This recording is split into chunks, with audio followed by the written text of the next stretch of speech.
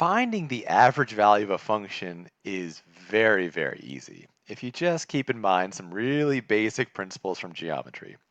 I know in you guys' schools they have all these elaborate and complicated, weird looking formulas. You don't need any of that. It's much, much, much easier than all that.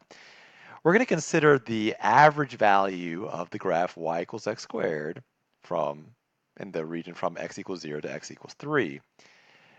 In order to find the average value, you have to say, well, what average value are they asking about? They're asking you for the average y value. In other words, they're asking you for the average height. Now, to find the average height, we're going to basically start off by finding the area and then remembering that area is base times height.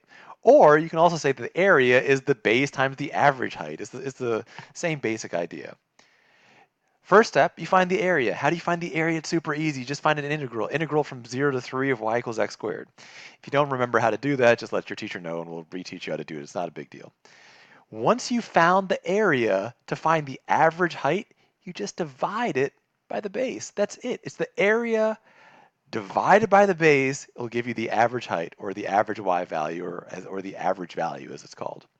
So here you'd find this area and then you would divide it by the base. The base here is obviously 3 units long, so you'd find the area, you divide it by 3, boom, you have the average value of the function.